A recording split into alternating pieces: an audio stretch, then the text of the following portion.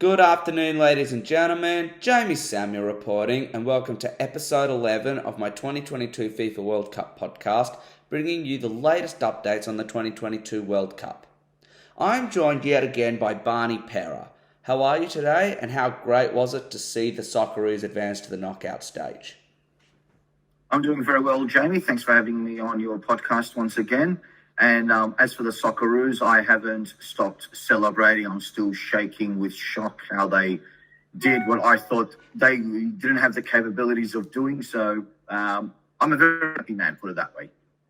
Absolutely, me too. I went up to the pub in the middle of the night, and we all went off. It was insane and crazy celebrations. So good after 16 long years to be back in knockout football. Oh, for sure. Over the last day we have seen Croatia hold Belgium to a 0-0 draw. This was enough to see Croatia through in second place, and the second place team in the world and third place side in the previous World Cup eliminated at only the group stage. What an abysmal disappointment for Belgium's golden generation who had so much potential. Maybe their chance to deliver may have just passed. Croatia will face Japan in their round of 16 game. Barney, another letdown. Another big name falls out at the group stage.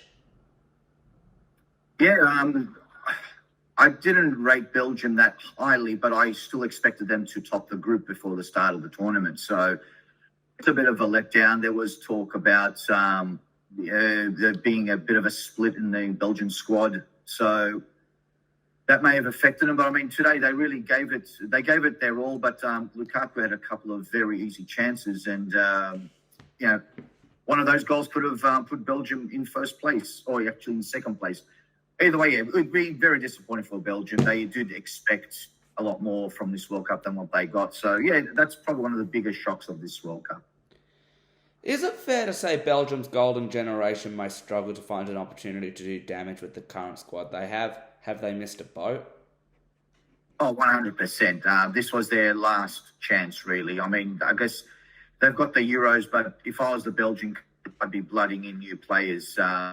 They basically have missed the boat. They really have.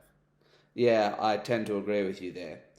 Morocco remarkably claimed top spot in Group F after they defeated Canada 2-1. Goals from Hakim Ziyech in the 4th minute and En Nesyri in the 23rd minute put Morocco in a commanding position. There was an own goal from Naïf Aguerd in the 40th minute as Morocco held a 2-1 half-time lead. With no further goals in the second half, it was Morocco's game, as their win sees them not only through to the knockout stages for the first time since 1986, but also surprise group winners. Barney, Morocco have turned many heads at this World Cup. Has this surprised even you? The only thing that surprised me is that they got first place. I actually expected them to make a good showing and to go into the next phase, but coming first, that was not what I expected from them. So, but look, they are actually a really good team. They've got some really good players, very underrated players. Some of them they play for big clubs in Europe, but don't get a opportunity to play regularly. So their success hasn't been too much of a surprise, but I didn't expect first place. Fair enough. What can Canada take from their first World Cup appearance since 1986?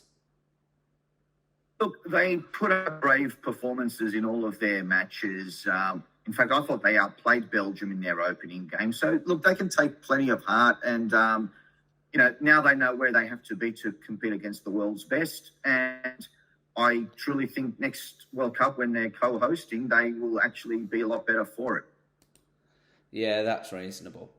Japan stunned Spain 2-1 overnight to not only advance to the knockout stages, but win Group E. Their two stunning upsets over Germany and now Spain see them become another unlikely group winner at this World Cup.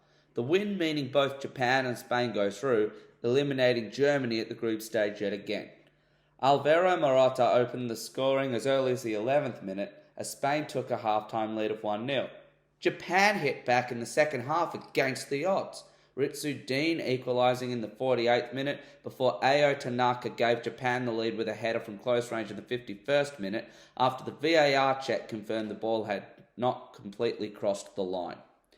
Japan was good enough to hold out Spain and win a group featuring Germany and Spain against all odds, making an unlikely last 16 appearance. They will take on Croatia in their round 16 match, looking to create history and reach the last 8 for the first time.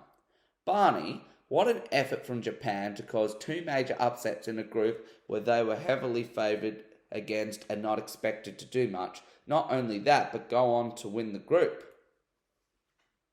Well, Japan, as I mentioned in the previous podcast, is my second team. And so to say I'm proud of my former country of residence is an understatement. I think it's a marvellous effort. No one expected them to go through in a group that contains Germany and Spain. They won both matches 2-1, and both games deservedly so. So, it's great. Australia and now Japan from Asia have qualified for the second round. It's great for Asian football and great for Japanese football. Yes, absolutely. How will they feature against Croatia in their knockout stage match, and can they create history? There's no reason they should ever go into this game with fear. I don't think Croatians have really hit their straps yet. Japan play a very fast, energetic type of game. I actually am very optimistic about Japan's chances against Croatia, but I might be a little bit biased there as well. Fair enough. Germany defeated Costa Rica 4-2 as they finally got their first win at these finals. Sadly for them, it was not good enough to see them progress to the last 16, eliminated at the second consecutive World Cup at the group stage. This is due to Japan's upset win over Spain. It's fair to say Germany was once again simply not good enough at another major tournament. Serge Gnabry opened the scoring as early as the 10th minute for Germany with a header. They would see that lead into half-time. Costa Rica hit back with goals to Yeltsin Tejeda in the 58th minute, and then Vargas with a kick over his head gave Costa Rica the lead and put them back on the brink of advancing to the knockout stages. Kai Havertz equalised for Germany moments later. Havertz would then add a second goal in the 83rd minute to give Germany back the lead. Füllkrug put a seal on the victory with the fourth goal in the 89th minute, as Germany saw off Costa Rica's major challenge to eliminate them along with themselves due to results not going their way. Barney, what a disappointing World Cup for Germany. A big letdown that they have been knocked out at the group stage in consecutive World Cups. Yeah, well, they'll be licking their wounds at the moment. They went into this World Cup expecting bigger things as well.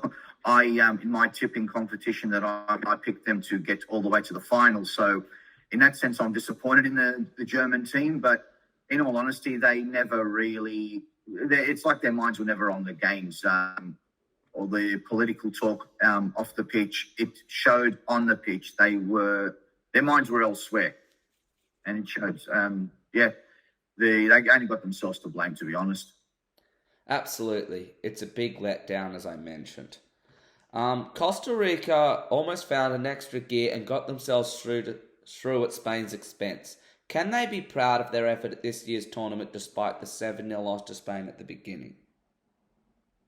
Well, I don't know if you can ever be proud of a 7-0 loss, but I guess in a way they showed that, they were able to recover from that 7-0 loss. And, they beat Japan, who ended up coming first in the group.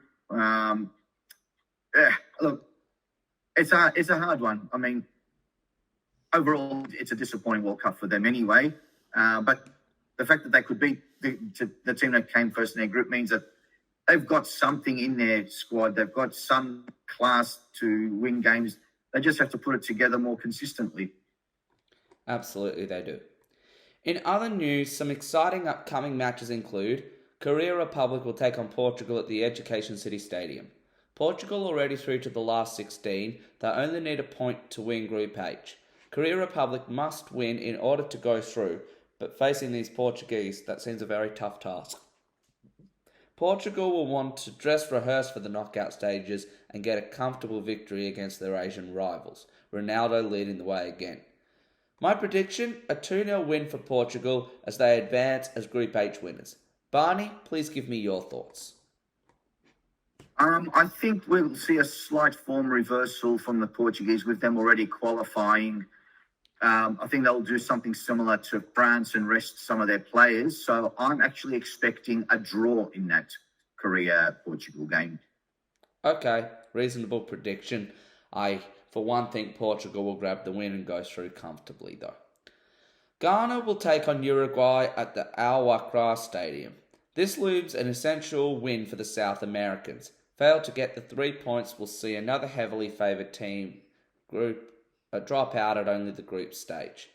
Uruguay have been a disappointment so far. After their goalless draw with Korea Republic, they were outclassed by Portugal 2-0, so they must beat the Africans to progress. Depending on other results, if Ghana can salvage a draw, it may be good enough to see them progress.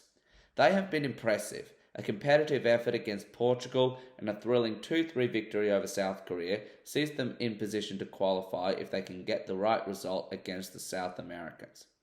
My prediction, Uruguay 2-1 as they get the win they need to advance. Barney, are you feeling a similar result? I've been looking forward to this grudge match since the beginning of the tournament. I think that Ghana will put Uruguay away. I think it's going to be 2-0 to Ghana. Okay, interesting prediction. What can Uruguay do to turn around the form to get the win that they need? Well, I think they're relying too much on their 35-year-old strikers, and I mean they've gotten this far because of that. They really need to freshen up the team. I mean, they haven't been totally out in their games, but they're just missing an X factor. They're talented enough, but they're really slow compared to some of the other teams in the competition. They just need to, band together and don't concede any goals and actually have a goal go in finally for them. Yeah, fair enough. Seems reasonable. I, for one, hope they get through. Cameroon will take on Brazil at Lusail Iconic Stadium. Cameroon needing to defeat the South American giants, who only need a draw to secure top spot in Group G and are heavily favoured to go all the way and win a sixth title. But in this crazy World Cup of upsets, who knows? But one thing is for sure, it is hard to see Brazil slowing down. They defeated Serbia 2-0 in their first game before securing the knockout stage berth with a 1-0 win over Switzerland. Cameroon played out an impressive 3-3 draw with Serbia following their day one defeat to Switzerland. My prediction, 2-0 victory for Brazil as they cruise through to the knockout stages in style. Barney, will Brazil get it done and qualify with a perfect record? I think they'll finish first, but via a draw. I think they've got less to play for and Cameroon have everything to play for. I just don't think Cameroon has the ability to beat Brazil. I'm expecting a draw in that game, just like with the Portugal game. Well, reasonable prediction. How far will Brazil go, do you feel? Well, before the tournament, I said they would win the World Cup, and nothing I have seen has changed my mind. I think they will be the champions of 2022. Fair enough. Good luck with that prediction. Serbia will take on Switzerland at Stadium 974. Depending on the Cameroon-Brazil result, a draw should be good enough to see Switzerland through. Switzerland defeated Cameroon 1-0 in their opening game before going down late 1-0 to Brazil, still leaving them in a good position to qualify for the last 16. Serbia surrendered a 3-1 lead with a late Cameroon comeback. The 3-3 draw meaning they must defeat Switzerland to have a chance of progression, not to mention they lost to Brazil 2-0 in their opening game. My prediction, a 2-1 victory for Switzerland as they join Brazil in the knockout stages. Barney, who wins this game for you and why? We're disagreeing on quite a few things today, Jamie. This is another grudge match, and the Serbians, as long as they keep their cool and not remember what happened 4 years ago, I expect the Serbians to beat Switzerland 2-0 myself. So I agree with you about the scoreline, just not the team that gets it. But we've disagreed on almost every game today, Jamie. So we'll see tomorrow who got most predictions right. Absolutely, we will. And that concludes episode 11 of my 2022 FIFA World Cup podcast. Barney, thanks so much for your time yet again. We are excited to see how us Aussies go against Argentina on Sunday. So see you again on the pod soon. No worries. Thanks for having me on again, Jamie, and enjoy the rest of the World Cup. You too. Remember, if you are keen to be a guest on this podcast, you can reach me on my email in the video description or via the LinkedIn profile in the description. I look forward to bringing you more action in the next 24 hours.